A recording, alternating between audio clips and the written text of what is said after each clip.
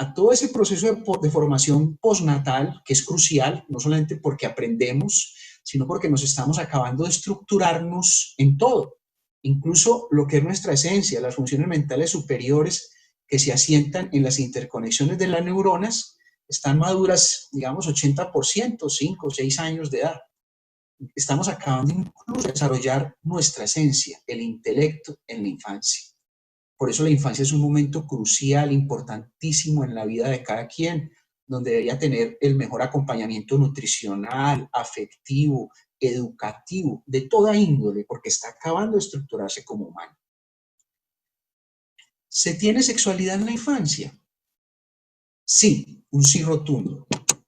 A la cultura occidental le dio dificultad decir este sí, y el primero que lo intentó de manera sistemática fue Freud, con la teoría del desarrollo sexual que planteaba las fases que todos deben haber escuchado, ¿sí? Que oral, anal, fálica y periodo de latencia.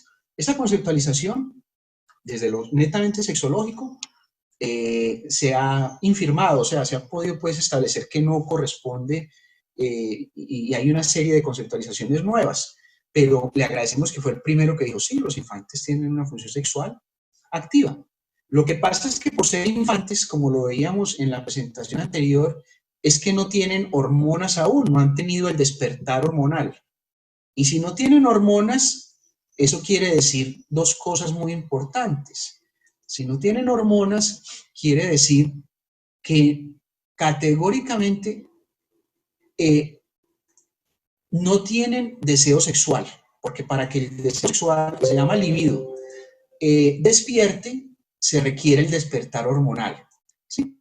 Y segundo, que, y este sí es un tema de discusión que podemos dejar para las preguntas finales, pueden sentir algún tipo de placer, pero no un placer erótico como tal. El placer que se puede experimentar en la infancia es un placer de menor intensidad e inespecífico si se compara con la percepción orgásmica. De eso vamos a mirar. Entonces, como no tienen hormonas, por decirlo así, entonces no cumplen con lo que se llama el ponerse el chip erótico, de hacer algo por deseo sexual y esperar disfrute sexual tipo orgasmo. O sea que la razón del comportamiento sexual en la infancia no es el deseo y el fin no es el disfrute erótico. ¿Cuál es entonces la razón y el fin de esos comportamientos sexuales infantiles? La razón o motivo es la curiosidad y el fin es conocerse y compararse. Eso es muy importante porque la mayor parte de las personas adultas tienen dificultades con apreciar el comportamiento sexual infantil porque piensan que es un comportamiento erótico. Entonces, por ejemplo, ven a un infante que se está autoexplorando, primer piso, y piensan que se está masturbando. O piensan aún que varios infantes están teniendo un juego sexual en grupo, ¿cierto? Que ahora vamos a ver en qué consiste, y lo asumen como una relación sexual. Hay que tener claro, y este es un primer punto relevante, y es que los infantes, por ser anormonados, por no tener hormonas, no tienen aún función erótica, no tienen aún función reproductora, entendida función erótica como la posibilidad de disfrutar de lo sexual, no tienen función erótica, no tienen función reproductora, pero sí tienen una sexualidad activa, que es de conocimiento y comparación. ¿De qué tienen curiosidad los infantes? Un infante que tenga un buen desarrollo psicosexual, un desarrollo psicosexual sano, tranquilo, no agredido, no vandalizado, como dicen los tratados gringos. Tienes 4 preguntas en torno a su vida sexual. Las diferencias anatómicas entre niños y niñas. O sea, ¿qué tendrán los niños que no tenemos las niñas? ¿Qué tendrán las niñas que no tenemos los niños? Segundo, las diferencias entre los que todavía no tienen hormonas, o sea, los infantes, ¿cierto? Y los que ya los tienen.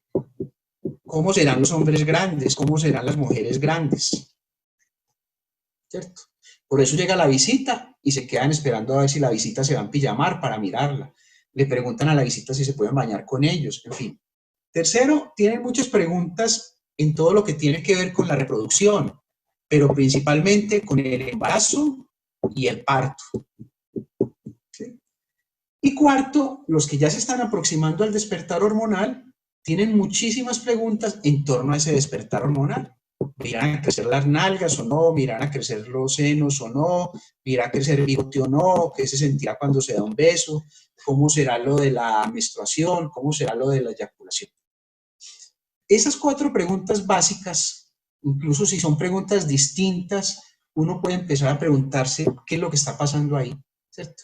Si le cambiaron el contexto de una sexualidad, de un desarrollo psicosexual infantil sano, porque fue agredido sexualmente. Esas 4 preguntas son típicas, ¿cierto? En diferentes formas, ¿sí? ¿Cómo la resuelven? Pues la resuelven de 2 maneras, solos, primer piso del edificio sexual, y en grupo, segundo piso del edificio sexual. Vamos a mirarlo uno a uno. El primer piso del edificio sexual, la forma en que enfrentan de manera individual, buscan la respuesta a esas 4 preguntas. Se llaman actividades autoexploratorias. Mire que no decimos actividades autoeróticas, sino autoexploratorias, porque como categóricamente no tienen la doble D, porque no tienen hormonas, entonces no se consideran actividades eróticas, sino exploratorias. ¿En qué consisten? Están los niños solitos, porque esto es una actividad individual, y así como se tocan la cabeza, las orejas, la nariz, se tocan los genitales, ¿cierto? Pene y escroto o vulva. Pene y escroto en el niño, vulva en la niña, ya vamos a ver la vulva. Cuando se tocan genitales, se dan cuenta de 2 cosas. Lo primero, que es agradable, ¿sí? Como les digo, toda esa región genital está muy bien inervada por unas raíces sensitivas que vienen de las raíces sacras segunda, tercera y cuarta. O sea, reciben como nervios sensitivos de estas raíces, ¿cierto? Y entonces se siente placer, pero es un placer de menor intensidad e inespecífico, si se compara con el placer erótico. Eso es lo primero. Tengo una parte en mi cuerpo que siente rico. Listo. Y lo segundo que sienten es que los miran con ojos distintos. Que si se estaban tocando la nariz, las orejas, puede que ni les paren bolas. Pero que si se están tocando los genitales, los ven de otra manera. Es decir, los infantes entienden que hay una parte de su cuerpo que siente de manera distinta y que socialmente es valorado de manera diferente. Muy bien.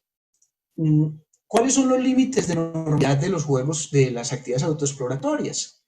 Los límites, como todo, de cada piso que vamos a ver hoy y el jueves, de estos 5 pisos, vamos a hablar de los límites. Los límites de las actividades autoexploratorias son la frecuencia y el lugar. La frecuencia, que no sea tal que interfiera con otros comportamientos de su vida social, familiar, y el lugar, que sea un lugar privado y seguro. Muy bien. Seguramente en las clases podremos retomar esto.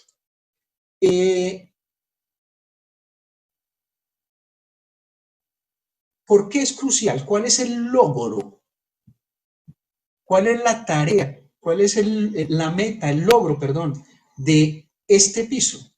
Que es un logro inapelable, que es un logro crucial para el desarrollo psicosexual, que por eso la figura del edificio sexual resalta la importancia que los primeros pisos son los más importantes porque soportan el peso de los pisos siguientes. ¿Cuál es el logro crucial de ese primer piso que va a fincar todo el desarrollo del edificio hacia arriba? Integrar los genitales al esquema corporal. Es decir, estos genitales, esta parte de mi cuerpo que siente de manera distinta y que tiene una valoración social diferente, es mía, es bella, es digna, es limpia y me pertenece a mí. Ese es un logro crucial, muy importante. ¿Qué ocurre? Miremos con datos de Caldas para que podamos poner un poquito en contexto el asunto. En Caldas, estas son unas estadísticas pues muy simples y entonces aquí cualquier diferencia de 10 puntos porcentuales es muy llamativa porque es solo una estadística descriptiva. Esos adolescentes de grados 10º y 11º dijeron que cuando eran infantes, antes de su menarca o su torarquia, antes de su primera menstruación o su primera eyaculación, ¿sí?, se habían autoexplorado.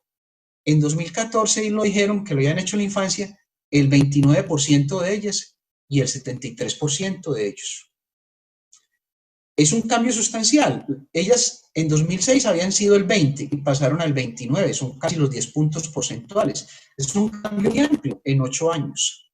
Y los adolescentes, los hombres, perdón, pasaron de 63 puntos a 73. Es un cambio muy llamativo. Pero si decimos que 10 puntos porcentuales es un cambio muy llamativo, miren la diferencia abismal que hay entre mujeres y hombres, tanto en los resultados de 2006 como en el 2014. En 2014 la diferencia es de 29 a 73. Imagínense ustedes, ¿sí? Son 44 puntos porcentuales, ¿sí? Esta es la razón por la que muchas de nuestras mujeres tienen dificultades en su autoestima corporal, porque su cultura no les permitió integrar los genitales al esquema corporal. Y este es un primer llamado de atención, muy importante. Un niño solamente por orinar se acostumbra y empieza a familiarizarse con sus genitales. Una niña por orinar, no. Una niña para poder conocerse sus genitales tiene que hacer algo como esto. O sea, anatómicamente le queda más fácil al niño, le queda más difícil a la niña. Fuera de eso, un niño se está autoexplorando genitales y en su familia todos son felices. Salió machito como el papá. O sea, hay un refuerzo cultural a lo que anatómicamente le queda más fácil al niño. En cambio, una niña se está autoexplorando genitales e inmediatamente hay un veto social. No se mire, no se toque, no se siente así, no muestre los calzones, qué tal que se meta algo. Entonces, eso que es crucial para construir un buen edificio sexual, el primer piso, el que va a soportar el piso de todo, a los niños les quedaba fácil y su entorno cultural se lo facilita. Y a las niñas les quedaba difícil y el entorno cultural se lo dificulta. ¿Eso qué implica? Todo lo que ustedes quieran. No andemos en esto, pero pongamos ejemplos. A uno le llega a consulta de terapia sexual una mujer con un problema del 5º piso, relaciones sexuales fuertes. ¿Por qué si yo quiero tanto a mi marido no puedo llegar al orgasmo por penetración vaginal? Es un problema del 5º piso. Y uno se pone a hablar con la señora y puede que encuentre que es que no cumplió bien el primer piso, que no integró genitales al esquema corporal y le tiene que mandar ejercicios para que pueda integrar los genitales al esquema corporal, porque si la señora no conoce su geografía, no puede hacer historia erótica. Son cruciales, son relevantes y marcan parte de las dificultades que tienen nuestras mujeres con su autoestima corporal. De esto hablaremos más adelante. ¿Por qué hablo en este caso más de mujeres que de hombres? Porque ya dijimos que anatómicamente le queda más fácil a los hombres y culturalmente se lo facilitan. Y no solamente lo podemos decir anecdóticamente, sino que lo podemos decir con datos. Que los hombres se autoexploran sustancialmente mucho más que las mujeres. Esto, desde mi punto de vista técnico, es gran parte de lo que se denomina violencia de género. Porque a nuestras mujeres, por el entorno cultural, no se les permite surtir de manera adecuada la primera etapa de su desarrollo psicosexual. En la misma infancia, de manera simultánea con el primer piso, se hacen actividades del segundo piso, juegos sexuales en grupo. Ya no se está conociendo, sino que se está comparando. ¿En qué consisten los juegos sexuales en grupo? Se miran genitales, se tocan genitales, se aponen genitales, se coloca uno sobre el otro.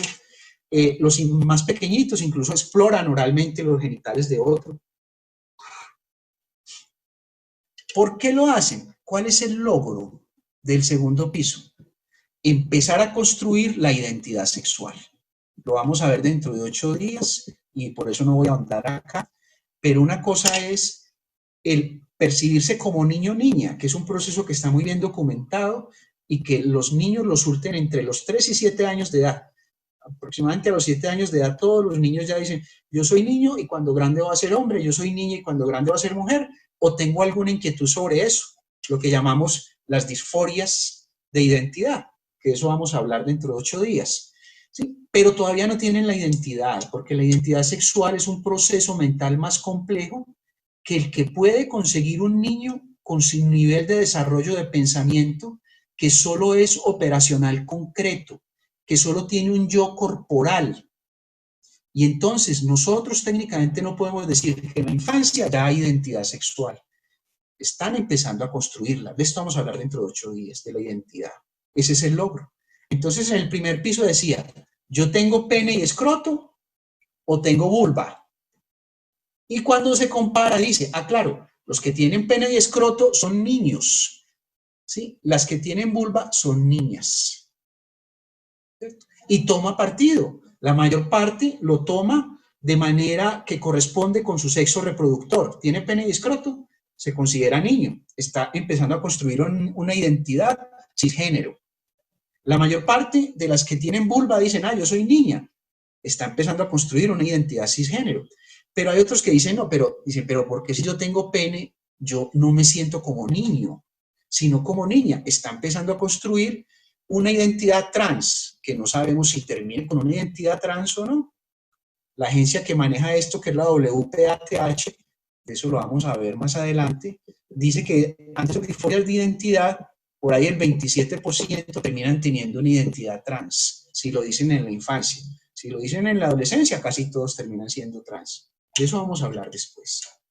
¿Cuáles son los límites de normalidad de este segundo piso? Tenemos que tener un marco de referencia que nos permita, desde una perspectiva reposada, tranquila, poder decir, hombre, esto está dentro de un edificio sexual bien construidito, o aquí está pasando algo con este edificio sexual. Los límites de normalidad de ese segundo piso son, uno, que todos los que estén participando en ese juego sean anormonados, o sea, que estén por debajo del despertar hormonal. Esa es una medición que es muy fácil decirlo, pero es muy difícil comprobarlo. Pero me parece mejor que los datos que dice que no haya una diferencia de más de 2 años de edad entre unos y otros, porque incluso con la misma edad cronológica, puede que ya algunos hayan tenido el despertar hormonal y otros no. Ahora vamos el jueves vamos a mirar a qué edades está dando ese despertar hormonal en general y en Caldas. Lo segundo límite es que todos estén participando de manera voluntaria. Eso es crucial. Todos pueden ser hormonados, pero no se puede admitir que 3 o 4 niñas estén cogiendo a un niño a la fuerza para bajarle los pantaloncitos. No es que sean agresoras sexuales. Esa percepción amarillista es terrible, no. Pero hay que reconvenirlas porque no están respetando la corporalidad del otro. Tercero, y muy relevante, es que sea en el lugar adecuado. Entonces, el lugar adecuado para nosotros es el hogar, a nuestro contexto. Si estuviéramos en Escandinavia, en los países nórdicos, el lugar adecuado podría ser el hogar o incluso la escuela. Pero para nosotros es simplemente el hogar. Entonces, todos los niños y niñas, a ninguno se le han despertado las hormonas. Segundo, todos participando voluntariamente. Y tercero, en el lugar privado y seguro privilegiado para esto, el hogar. Lo que nosotros esperaríamos es que llegue un cuidador, encuentre a unos niños en un juego sexual en grupo y entonces saque su lista de chequeo. Todos niños y niñas, bien, si no hay que intervenir. Es una agresión sexual. Todo de manera voluntaria, bien, si no hay que intervenir. Y tercero, están en el lugar privado y seguro. Y dijera, ¿qué están haciendo? Están comparándose para empezar a construir su identidad sexual. Y entonces los dejara interactuar y después fuera a retomar ese comportamiento para mirar cuál de las 4 preguntas estaban intentando resolver, diferencias anatómicas intersexuales, diferencias entre infantes y adultos, embarazo, parto o despertar hormonal, y ese es el momento pedagógico para intervenir, para estar seguros que se cumplieron los 3 criterios, que todos estaban en el mismo plano, ¿cierto? Comparativo, y no que uno estaba modulando ese juego, diciendo usted se para así, usted es así, porque si eso ocurrió, yo puedo empezar a pensar, hombre, que tiene palabras distintas en la boca, que esas 4 preguntas, ¿será que le están agrediendo? Pero pues, todavía no lo podría saber, pero sí valdría la pena ahí poner el ojo a visor. La orientación sexual es el siguiente nivel, el primero es la identidad. La orientación sexual es igual a la identidad mía comparada con la identidad sexual de la persona que deseo. En la infancia todavía no hemos acabado de construir la identidad. Y en la infancia no tenemos deseo porque no tenemos hormonas. Eso quiere decir que esos juegos sexuales en grupo no marcan la orientación sexual adulta, porque esos juegos sexuales en grupo no son relaciones sexuales, son juegos para tratar de ponerse en el grupo de los niños o en el grupo de las niñas. A mí me llama la atención que, por ejemplo, están jugando 4 niños, tocándose el pene, comparándose el pene, y los papás consultan con el temor que sus hijos se van a volver gay. O consultan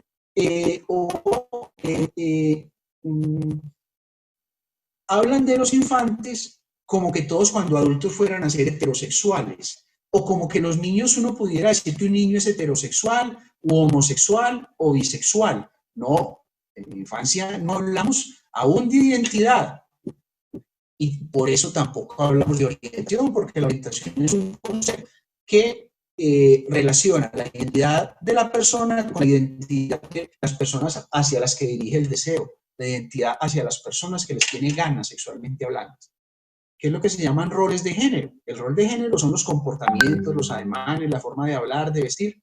Eso sí se empieza a trabajar desde la infancia.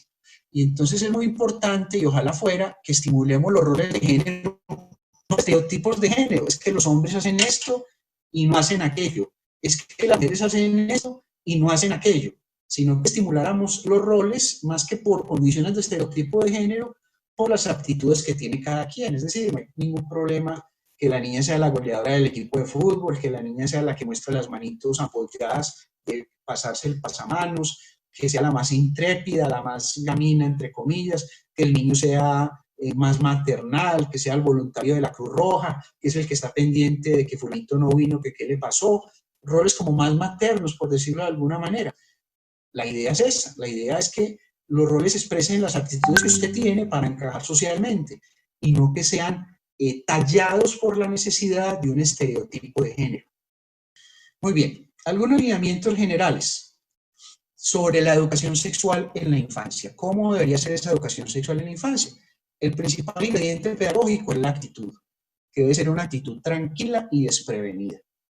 Son actitudes inadecuadas, poner lo sexual como sucio, como horrible, eso en castellano se llama nefando. Nefando es tanto sustantivo como un adjetivo que quiere decir de lo que no se habla por sucio. Es importante hablar con la verdad, no mentir, no echar cuentos, que aquí eufemísticamente yo le digo fabular, echar una historia bonita entre comillas, pero que no va a ser una mentira cuando hay una pregunta sexual, cuando hay un comportamiento sexual infantil. Y tercero, no poner malicias innecesarias. Lo más importante, sin lugar a dudas, es la actitud, es el principal ingrediente pedagógico. Como sucio, entonces están adultos viendo televisión, se insinúa una cena de cama, un beso apasionado, los adultos se miran el uno al otro, miran al infante y cambian el canal. Lo pusieron en el contexto de lo nefando. Eso aquí nos incomoda, es sucio, de eso no se habla en casa. ¿Por qué es inadecuado? Porque empieza a poner lo sexual como sucio, que es un rasgo de la cultura occidental, que se llama erotofobia, tenerle miedo al placer. Y a todo lo que usted le tiene miedo, lo pone en situación de riesgo.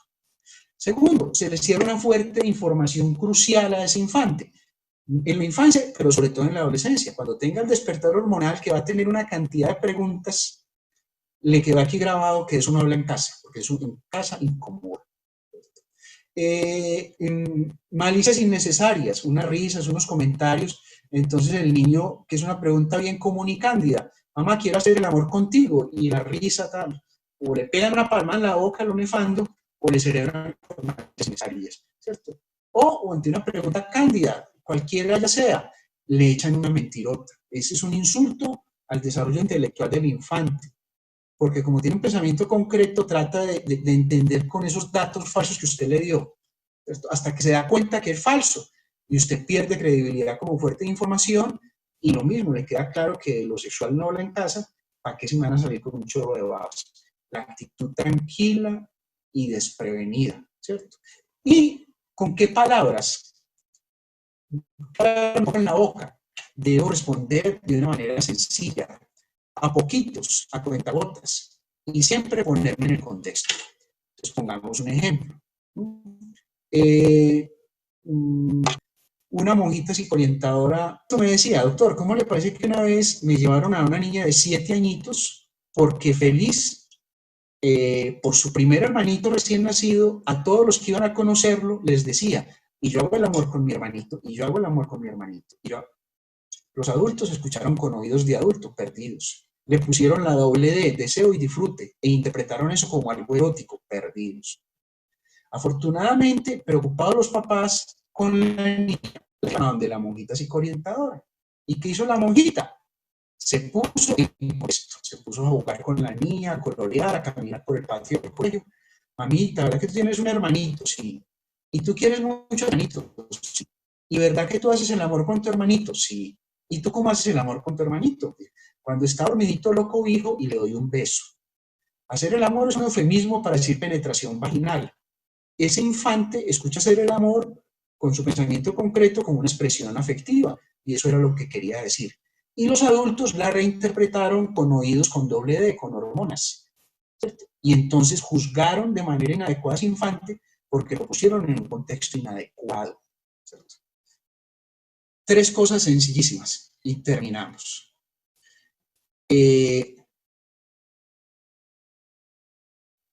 Las escuelas son muy diferentes para hablar de protección y abuso.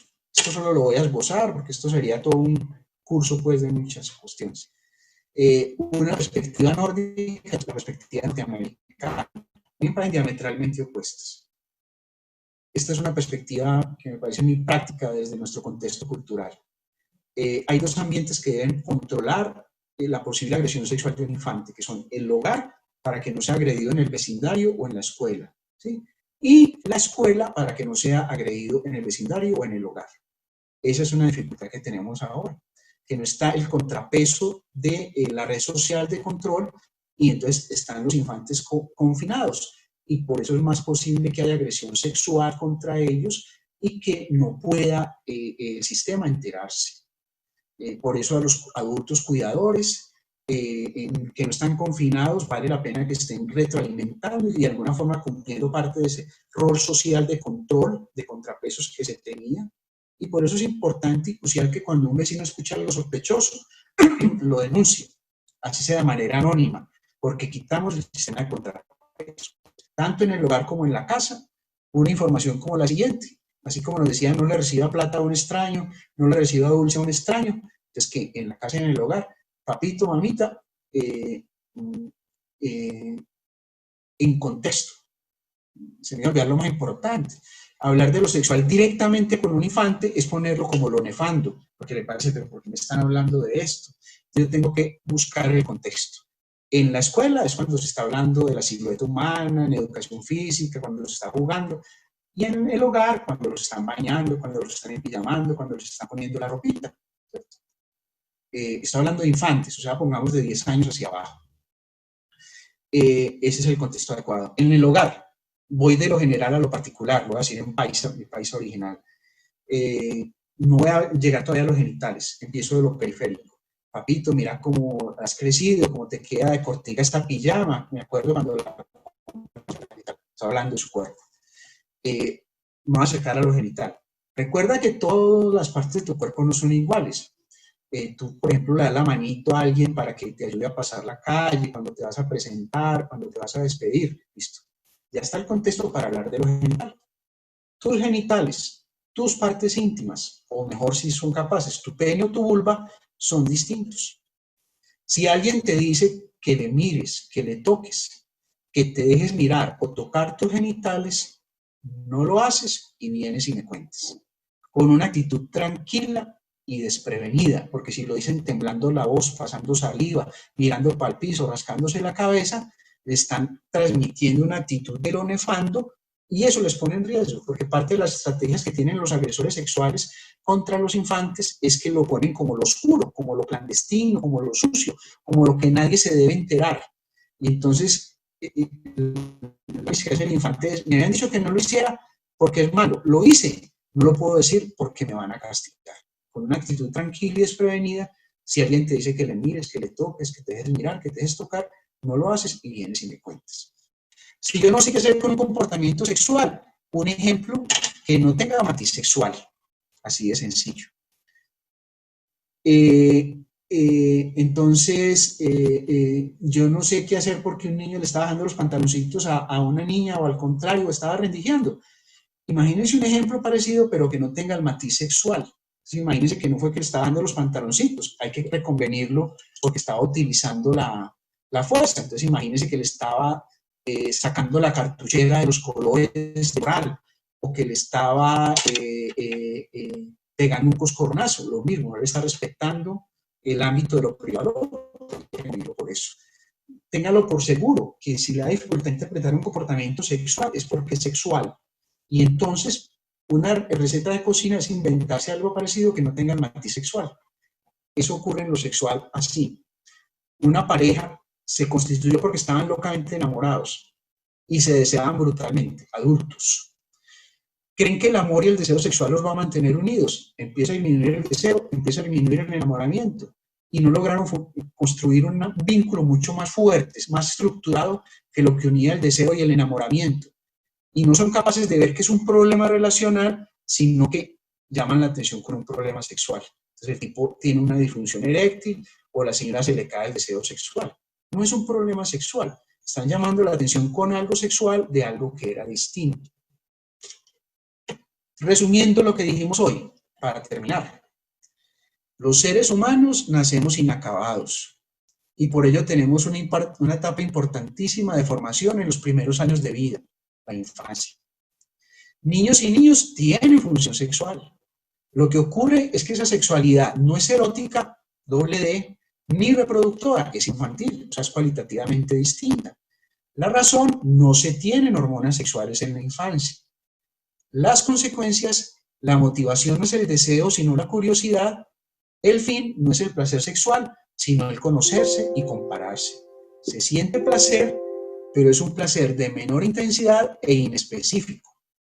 La curiosidad sexual en la infancia gira en torno a las diferencias entre infantes y adultos, todo lo que tiene que ver con la reproducción y lo que tiene que ver con el despertar hormonal.